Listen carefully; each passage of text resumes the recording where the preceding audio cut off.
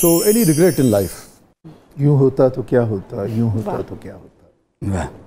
हर दाग है इस दिल में बजुज दागे निदामत। अच्छा, ये भी बहुत बड़ा एतराफ़ है, वरना तो ये है कि लोग नहीं मानते, और हो सकता है ना भी होता हो। मैं क्या तबसरा करूं, मैं जजमेंटल नहीं होना चाहता किसी के मेरा बारे में। ख्याल है कि निदामत जो है ये एक बहुत बड़ा घाव है जो आपको अंदर ही अंदर से खा लेता है। कोई ख़ास चीज़ इस हवाले से आप शेयर करना चाहें जो आप समझते हैं, जैसे कि अभी आपने कहा भी बार बार कि यूथ बहुत देखती है, ओवरऑल भी लोग देखते हैं, मैं अब्बा जान ज़िंदगियों में कोई पॉजिटिविटी आ सके। मैं आपको एक मिसाल देता हूँ कि जैसे मुझे बहुत शौक़ था। मैंने जब गायकी की सिन्फ में पहली कामयाबी ली तो वो मेरी हमदोसना थी जो मैं रिसाइट करता था।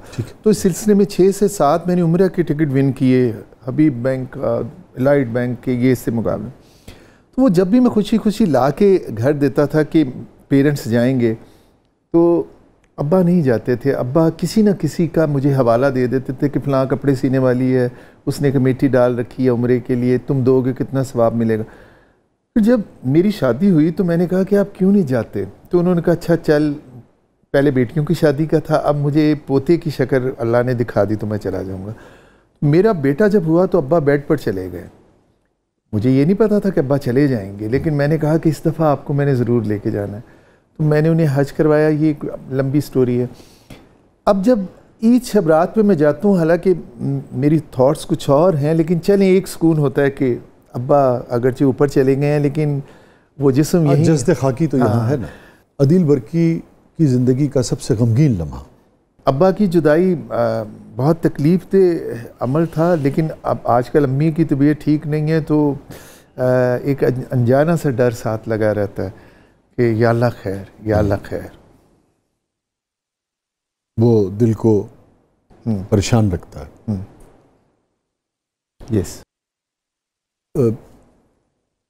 वालिद साहब से मैं चूँकि जानता हूँ बहुत आपका करीबी ताल्लुक़ था ना, और आप उनकी बड़ी सभी रिस्पेक्ट करते, मगर आप भी गैर मामूली रिस्पेक्ट करते थे। और अब्बा जब ऑल ऑफ सडन बेड पर आ गए तो घर में नर्स रखा गया उनके पैम्पर बदलने को। तो एक दिन अम्मी जान ने मुझे ये बोला कि मुझे बिल्कुल अच्छा नहीं लगता कि तुम्हारे बाप का पैम्पर जो है वो नर्स चेंज करता है। तो मैंने कहा कि आप कर लिया करें, अगर नहीं ज़ुबान जो खुली हुई थी, तो मैंने कहा फिर आप कर लिया करें ना। तो वो कहने लगी कि मैं कर लेती अगर उनका बेटा ना होता। तो उन्होंने कहा कि पहले फ़र्ज़ तुम्हारा है, वो तुम्हारा बाप है, और तुम अगर हो यहाँ तो तुम्हें करना चाहिए। तो मैं चला गया, लेकिन फिर वो सारी ड्राइविंग में मुझे अम्मी की ये बात बाज़गश्त करती रही, और मैंने अब्बा का पैम्पर बदलना शुरू किया। तो मैं शुरू में तो कपड़ा लपेट के किया करता था, फिर मुझे आदत हो गई। एक दिन मैं अब्बा का पैम्पर चेंज करके पाउडर वगैरह लगा रहा था, और सलार छोटा सा क्रॉलिंग करता हुआ ना ऐसे पकड़ के खड़ा हो गया। खड़ा जो बड़ा बेटा सीख रहा था खड़ा होना, तो अब्बा के बेड के पकड़ के वो खड़ा हो गया और आओ ऐसे करने लगा। तो अब्बा किसी सोचों में गुम मुझे देख के कहते हैं कि यार बब्बू, मैं तुम्हें कितना तंग करता हूँ, तेरी बड़ी मेहरबानी। अब्बा ने जब ये लफ्ज़ कहा ना, तेरी बड़ी मेहरबानी, तो मेरी नज़र सलार पे पड़ी कि मैं एक सफ़र शुरू करने जा रहा हूँ अपने बेटे से, और एक सफ़र मेरा बाप खत्म करने जा रहा है, और मैं उसका पैम्पर बदल रहा हूँ। और उसने मुझे कहा तेरी मेहरबानी। वो बाप जो हमें कंधों पे बिठा के यूँ ले जाता था, एंड मुझे पता नहीं चला वो आंसुओं का समंदर कहाँ से निकल आया कि मेरी हिचकी लग गई।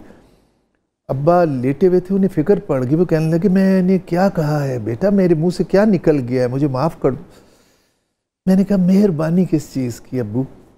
अब्बू मेहरबानी क्यों कही आपने?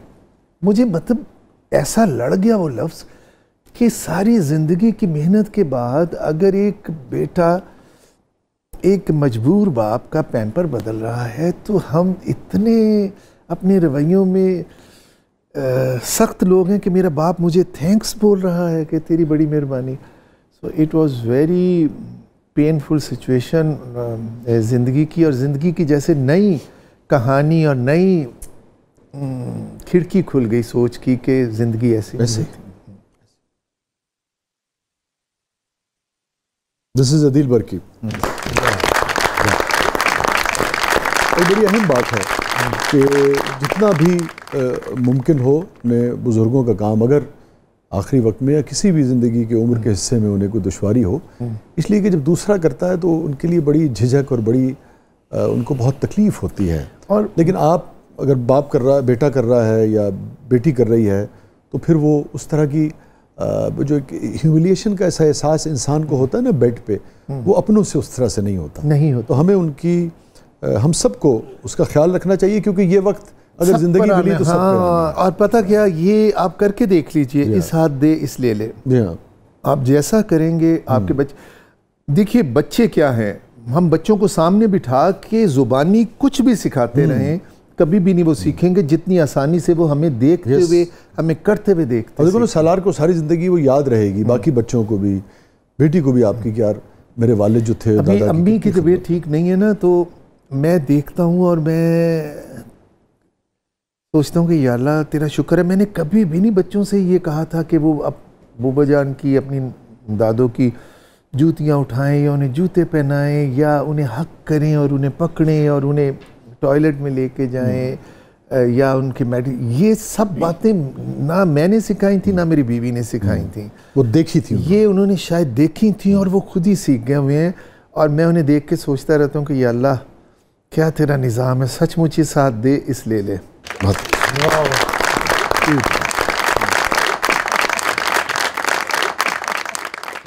हैप्पीएस्ट मोमेंट अदील बर्की की ज़िंदगी का? हैप्पीएस्ट मोमेंट में पहला बड़ा हैप्पीएस्ट मोमेंट था जब मैंने गवर्नमेंट कॉलेज में एक कंपटीशन में शफकत इमानत अली को हराया था। फरानी ऑडिटोरियम में, बुखारी ऑडिटोरियम गवर्नमेंट कॉलेज में था, फरानी साहब उसके इंचार्ज, बुखारी साहब वाले। हाँ, तो शफकत बड़े थे हमसे, लेकिन ये शफकत ने एक दफ़ा कहा, जिक्र भी किया था, बट शफकत अब तो आप सुपरस्टार हो, तो ये एक अच्छी चीज़ है जो मैं बता रहा हूँ। तो शफकत ने भी पढ़ा, फिर मैंने भी पढ़ा और मैंने भी इमानत अली का ही तराना पढ़ा, तो उसमें मैं फ़र्स्ट आया। और ये मुझे बहुत अच्छा एक एहसास था, क्योंकि उस वक्त सब लोगों ने कहा ये बहुत बड़ी बात है कि स्पेशल गायक घराने के लड़के से।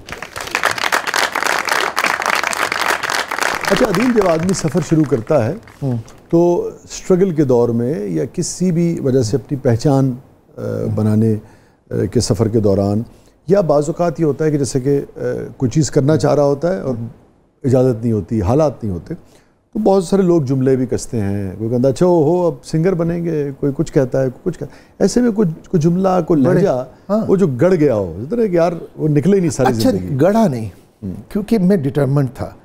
ऐसा था कि मैं इतने अवार्ड्स वगैरह के बाद एक टीवी शो में, यूथ शो में गया, जहां मेरी बहन जो थी उसे उस प्रोग्राम की कंपेयरिंग के लिए उन्होंने रख लिया। वो फरजाना साहब आकिब जावेद की अहलिया हैं। हाँ, वो उस दरख्शां प्रोग्राम की एंकर थी।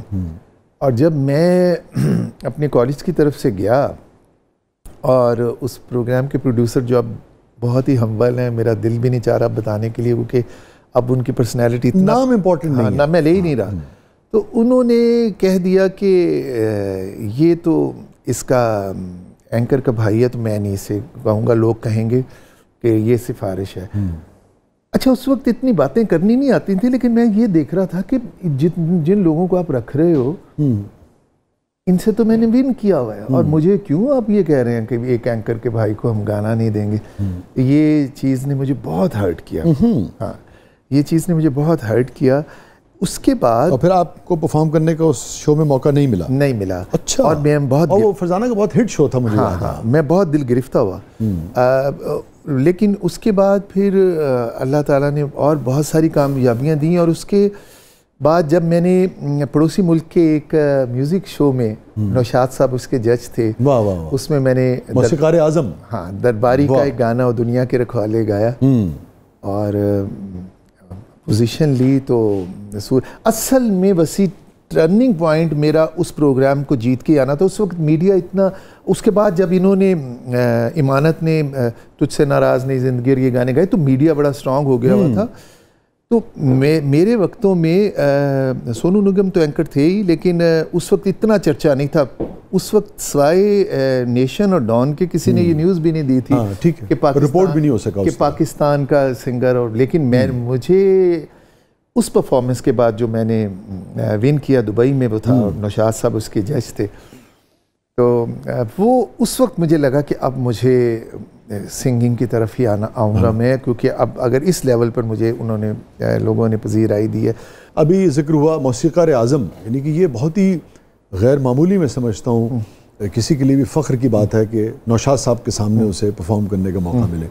और नौशाद साहब का भी जिक्र आपने किया, और तो क्यों ना फिर नौशाद साहब को और मोहम्मद रफ़ी साहब को और इन सब को ट्रिब्यूट पेश किया जाए, और यहीं पर हम प्रोग्राम का अख्ताम करते हैं उसी गाने से जिसका आपने जिक्र किया, अगर आप मुनासिब समझें।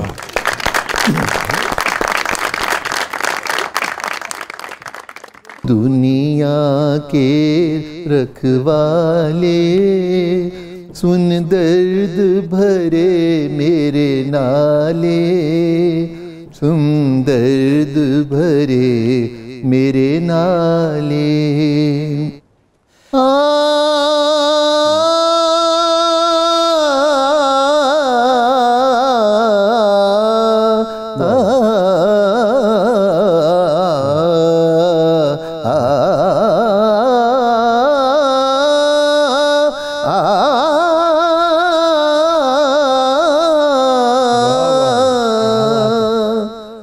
महल उदास और गलियां सुनी, चुप चुप है दीवारें, दिल क्या उजड़ा दुनिया उजड़ी, रूठ गई है बहारें, हम जीवन कैसे गुजारे, ओ जीवन अपना वापस ले ले, जीवन देने वाले दुनिया के रखवाले। ब्यूटीफुल ब्यूटीफुल ब्यूटीफुल, क्या कहना, क्या कहना, क्या कहना, क्या कमांड है। वाह वाह वाह, बहुत बहुत शुक्रिया आदिल, आपने वक्त निकाला, आप तशरीफ़ लाए, thank you so much. Thank you Wasil. नाज़रीन, ये था आज का ज़बरदस्त। अपने फीडबैक से हमें आगाह कीजिएगा, और हमेशा की तरह 2 अशार पर प्रोग्राम का अख्ताम करते हैं। हज़ारों दुख पड़े सहना, मोहब्बत मर नहीं सकती। वाह वाह वाह, ये कहाँ से याद आ गया आपको? मैंने गाया हुआ है ना। हाँ, ये तो पूरी आपने यार कंपोज की थी। Yes yes yes yes, thank you यार, बहुत बहुत शुक्रिया, बहुत बहुत। हज़ारों दुख पड़े सहना, हज़ारों दुख पड़े सहना, मोहब्बत मर नहीं सकती, है तुमसे बस यही कहना, मोहब्बत मर नहीं सकती। वाह वाह। और कहते हैं नौजवानी नहीं, बल्कि जवानी नहीं, नौजवानी के ज़माने की गज़ल है कि तेरा हर बार मेरे ख़त को पढ़ना और रो देना। वाह वाह। तेरा हर बार मेरे ख़त को पढ़ना और रो देना, मेरा हर बार लिख देना, मोहब्बत मर नहीं सकती। वाह वाह, शुक्रिया। और वो तेरा हिजर की शब फ़ोन रखने से ज़रा पहले, वो तेरा हिजर की शब फोन रखने से जरा पहले, क्या बात, बहुत रोते हुए कहना, मोहब्बत मर नहीं। वाह वाह वाह वाह वाह वाह।